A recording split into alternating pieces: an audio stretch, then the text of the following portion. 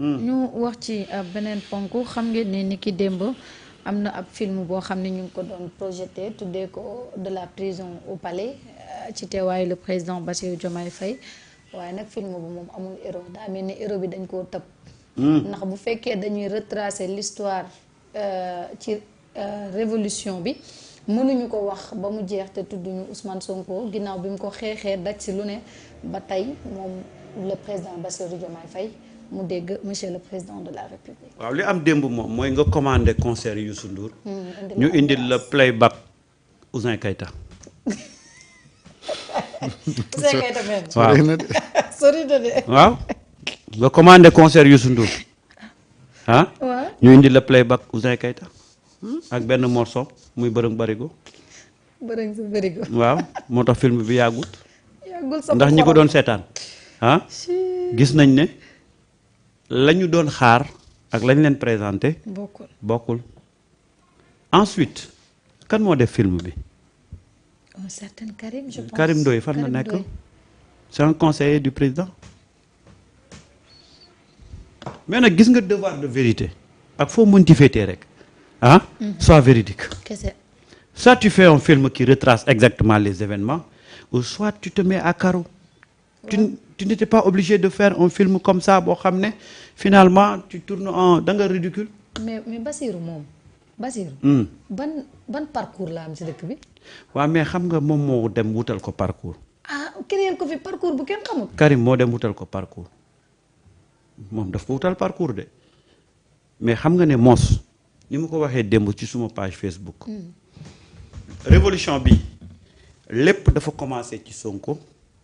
lépp yem ci Sonko lépp jeexee ci Sonko amul leneen lépp dafa commencé ci Sonko lépp yem ci Sonko lépp jeexee ci Sonko moo tax nag mu ngeen ma ko mayee tey ci fii li web bi wax ñu indi benn vidéo bu ndaw boo xam ne dafay wone ne bu ñu def film ci kooku lañ koy tàmbalee yem ci moom. waaw tey may nañ la ko tey moom may nañ la ko. ba man ko mbaadu yooyu da ngaa def sa film. dama koy ñamal rek. dama koy ñamal. pour won ko ne fa nga jaar du foofu. mais tu sais un événement récent avec des archives. tu ne peux pas déformer l'histoire. bu ngeen fàttali ko dama ko fi waxoon ngeen jàppee ma affaire yi ay reetaan. ba ma leen di artu ne leen danañ falsifier histoire. waaw. ba ma jëloon kaawu maître El Hadj Diouf ne leen maa ngi tooñ. borom l'homme du 23 juin ma ne leen tey def na boppam l'homme du 23 juin waaye la ca Thierno Bocoum def la ca Abdou Mbow def la ca Mame Mbaye Niang def borom 23 juin bii di woo boppam 23 juin defuma ko. bu ngeen ko fàttali ko waxoon nga ko fii kay. kon man teel naa artu. ba keroog ba ma lay wax na la Cheikh Bamba Dièye ma war réclamé wu. yow mii sax loolu nga ma ci tegaloon. ne ma Cheikh Bamba Dièye ca ba mu yeew boppam ca buntu kaso ba. ba buntu kon ñun on est en avance. ci beaucoup de choses. man damaa xam jikko sénégalais. waaw dañu gaaw ba ma leen di wax ne histoire bi jël leen seen matukaay danañ ko inventé. danañ ko falsifié booba li yëpp ñëwagul. waaye gis nga tey te jeexagut de. keneen dana génnewaat beneen. ci beneen anam beneen anam. yéen xamu leen sénégalais man saa yu ma waxee rek ça paraît un peu rigolo. mais damay xam ne loolu mooy am. parce que nag gis nga fi mu nekk nii dafa am ñoo xam ne dañoo taxaw pour. positionné wu et pour positionné wu nag dana leen jaral lu ne. mais film bi avant muy génn moo ne Ousmane annoncé na ko woon des journées des martyrs. waaw parce que si journée des martyrs bi moom waxoon na ci film bi ñun ñoo ko bàyyiwul xel. Ousmane lii la ci waxoon. xam nga Ousmane nag doo leen dégg Ousmane nag. déglul. am na ñoo xam ne newuñu sax ci biti nee nañ suñu biir la ñu nekk mais dañuy essayer instrumentaliser yenn situation yi bu amee. parce que seen objectif mooy changer narratif bi dem naa ba dégg ci ñoo xam ne sax seen théorie léegi mooy xale yi génn ñoon xeex ngir projet bi waaye Ousmane Sonko lañ doon xeexam loolu mooy naka la ñuy changer narratif bi ba déconnecté xeex bi nga xam ne moom lañ doon xeex ngir réew mi ak yeneen projet politique yoo xam ne mi ngi judd ci suuf am na ñoo xam ne ñi ngi woote allié fu ñu génn leen li ne nous réclamons justice xam ngeen seen calcul lan la ñoom jàpp nañ ni li xew ci réew mi Ousmane Sonko am na ci responsabilité bu ñu yëkkati woon justice amaana moom ak ñi fi newoon ñu boole leen ñoom ñëpp comme ça ñoom ñu am boulevard bu ñu jàll. xam nga Ousmane teel nañu avertir que ni am na ñoo xam ne dañoo bëgg a changer mbir mi. neexul ba neexul nag mais. non mais leer na de. donc tu as bien formé ton poulain là. non j'ai beaucoup aimé parce que gis nga toujours. léegi mu ngi commencé dégg Ousmane. non. non léegi damay dégg Ousmane. très bien. Top il faut ma defal la benn waaw parce que gis nga Marieta li mooy liggéey journaliste. Ousmane di lii la waxoon gis nga dara boo koy wax toujours da ngay indi loo xam ne da lay conforter ci sa angle bi nga nekk Ousmane a pris de l'avance ba teel a wax lii. Et le film d'hier a confirmé ce qu'il disait. Et attendez-vous à d'autres films et d'autres scénarios xam nga tey bu ñu demee bay laam-laamee ay ndax tey ñii ñoo fal kee moo fal kële mais da nga naan mais c'est quoi le problème du Sénégal est-ce que war nañ toog fii te bu ngeen ma ko mayee am na benn parti boo xam ne Bassirou a tout expliqué ci ki ko fal. xam nga ñoom ñooy nekk di wax mais Bass moom xam na ki ko fal mu ngi nii.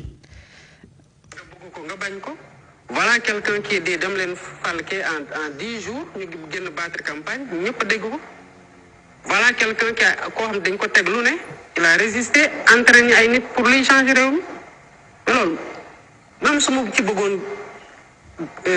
tëj sama bët sax su ma ci tëjee sama bët sama xel di ko gis mënuma am mbiicoog mbaaloo ak nga bëgg ko nga bañ ko voilà quelqu'un qui dit dem leen falke en 10 jours ñu génn battre campagne ñëpp dégg ko. lii la Bassirou wax. kon Bassirou xam na ki ko fal. moom de moo ko wax. yow nga bëgg ñëw jël Bassirou def ko héros. na Bassirou benn parcours la Bassirou li mu wax leer na même bu gëmmee ay bëtam ne lii waa ji di def du ko gis. mais xelam daj. xelam da koy daj. parce que ak anam boo mënti jël. dafay leer. comme dama siif. jëlal mais dama bëggoon nag ndeysaan ñi ñuy seetaan su ngeen ko mënee. partager mais déglu ñu attentivement it. ndax ñun dañu jëloon avance comme ni Samba waxee ci mbir yi xam ne. dans l'avenir gars yi dinañ falsifier l'histoire jéem a jël mbubu mi solal ko ñeneen waxee ko neneen tekkee ko neneen. ci yeneen i anam bàyyi fi vraie histoire bi. moo tax ñun keroog ba gaa ñi demee. ca Caaroy 44 ñu ne li gën a yell day mu ngi fii bala ñu koo fàtte. ba suba ñeneen ñi di jaar ci ginnaaw di jéem a xam la vraie histoire alors que témoins yëpp ñoo ngi fi di dund. Ousmane tey soo ko doon méngale moom Ousmane Sonko da ngay xam ne c'est l'éternel combattant mais éternelle victime politique. lépp lu mu combattre en politique pour le bien-être des Sénégalais ak le Sénégal. malheureusement dafay nekk victime dans l'avenir. Comment peut-on parler benn film. buy retracer la révolution nele de la prison au palais bu Ousmane demul woon prison Diomaye kese si prison bi du nekk président. déedéet. donc il a fallu donc que Ousmane mu dem prison pour faire de Diomaye le président de la République. et président bi moom moo wax ne en 10 jours da joxe ndigal ne campagnal leen waa ji pour ñu def ko président mu nekk président alors comment tu peux retracer une telle histoire sans c'est-à-dire problème bi commencé na ci ni ñu defaree histoire bi mais si projection bi ñi teew ci salle bi ndonte ci film bi da ngay gis ne c'est des patriotes ñoom ñoo doon intervenir mais ci ban sens lañ doon intervenir naka la ñu tëggee donc li nga xamante ni moom mooy film bi donc de la prison au palais ça commence ci Ousmane au milieu Ousmane et à la fin Ousmane. bu fekkee ni gisuñu au début à l'introduction au milieu et à la fin Ousmane Sonko mooy que ni histoire bi dañ ko biaisé. et dara gënu la xaraam ci def histoire noo xamante ni du noonu. dañuy fàttaliku professeur Iba Der Thiam dafa bind woon benn livre doon retracer waat l'histoire du Sénégal livre boobu gars yi dañ na ko xaram kenn du ko fi bindee indi parce que polémique yi dafa bëri parce que dafa indi vraie histoire réew mi nii rek moom moo koy waral. mooy que ni ëllëg dañ doon toll foo xamante ni dem nañ ba seeni sët ak seeni sëtaat jàpp ne seen maam ñoom ñoo defoon loolu ci révolution bi au détriment de ñi nga xamante ni ñoom ñooy sëtu Ousmane Sonko ñu bëgg a bindaat histoire bi ñooñu ne xaram duñ ko bindee noonu te pourtant ndeysaan dëgg bi loolu rek la. may kenn ni si début bi ci digg bi ak ci fin bi Ousmane Sonko moo incarné cette révolution ba tey jii mu ngi wëy di xeex ndax système bi nga xamante ni moom lañ doon xeex ba léegi malheureusement moom moo fi ne. absolument. donc ba léegi combat bi jeexagul alors su ñu bëggee mooy tandi ko nag continuité wu film bi. de la prison au palais, du palais à la prison, il faudra que ñu respecté waat encore li nga xamante ni moom mooy véritable trajectoire u histoire bi. mooy le combat di indi de la prison au palais mooy xeex li nga xamante ni moom mooy système bi. et ne pas être ci continuer wute wu système bi nga xamante ni moom dafa ancré ba tax sénégalais yi di ko xeex et bu fekkee ni loolu dafa continuer moom moo lay defalaat du palais à la prison. et yal na yàlla musal donc ñi nga xamante ni ñoom ñoo nekk dans le gouvernement. di jógee ci prison dem gouverner après jógee ci gouvernance dem également quand je dis cela je ne dis pas ki nekk palais rek parce que film bi moo tax may wax loolu. mais mën nga jógee prison ñëw ñu nommé la nga jógee waat ci poste bi ñu la nommé delluwaat prison parce que tout simplement jubal jubanti bi yow nekkoo ci woon et que amu projet bi li nga xamante ni moom mooy tax histoire bi continuer moom mooy ngeen nekk si jubal jubanti waaye Samba. yéen nag ngeen mën a defaatee histoire film de la révolution sénégalaise jógee prison dem ba palais. waaw sans pour autant ñu gis ne lépp Ousmane Sonko la. wax nga ko sànq et puis c'est très important ana kan mooy auteuru film bi soo identifier kooku lan la dend ak kële.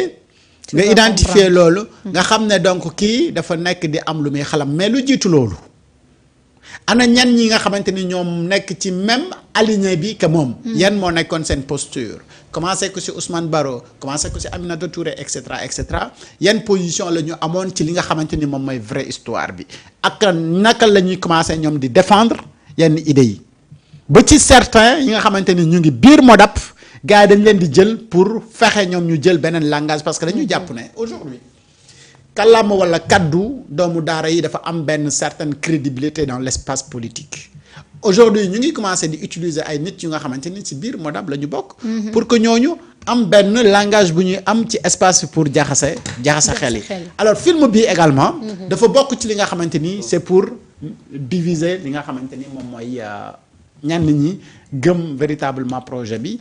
et véritablement j'ai été choqué non seulement que ni film bi complet wul.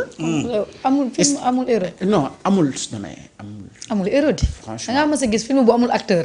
kan moo joué film kenn moo joué film bi te boole woo leen ko ci.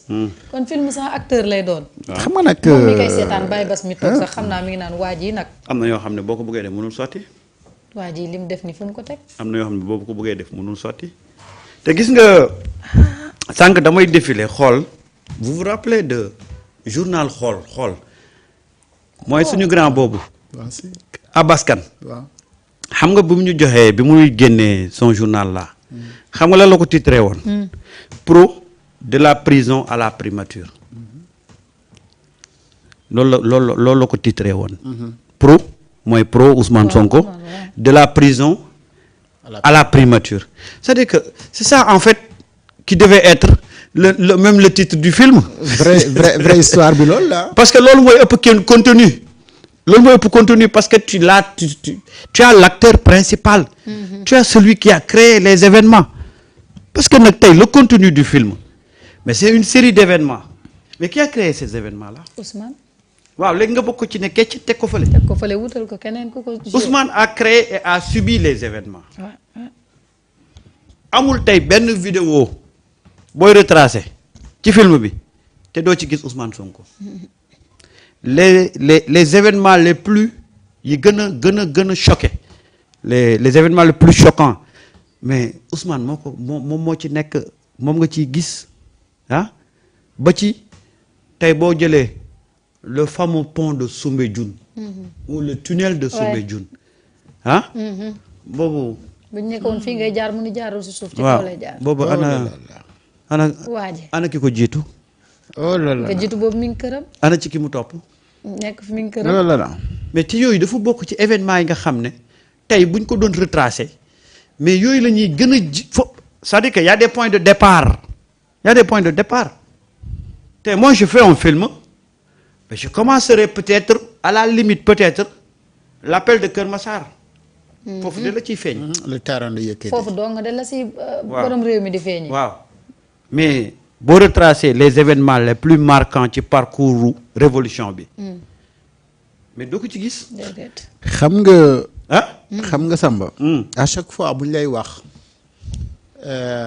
indépendance du Sénégal dañ lay wax discours ba wal jooja jël en 1958 looloo sabab suñu indépendance mais résilience ak bi Ousmane Sonko am bañ ñu tëggaat mbir yi pour dugalaat ko mais moom mooy def président Diomaye président de la République donc naka nga mën a retracer un film tëb étape boobu que Ousmane a refusé de négocier avec l'ancien président de la République Macky Sall pour ñu dugalaat ko ci course bi pousse élection yi faire respecter donc calendrier électoral bi ba pare choisir son candidat looloo ko def président de la République et l'absence de Ousmane Sonko ci événement yu nu mel wax dëgg fa neex yàlla moom mooy yaa ngi falsifier l'histoire et falsifier nag histoire baaxul parce que loolu dama jàpp ne waa ji li mu def nii ab délit la moo tax quand j'ai écouté Cheikh Bara Ndiaye mu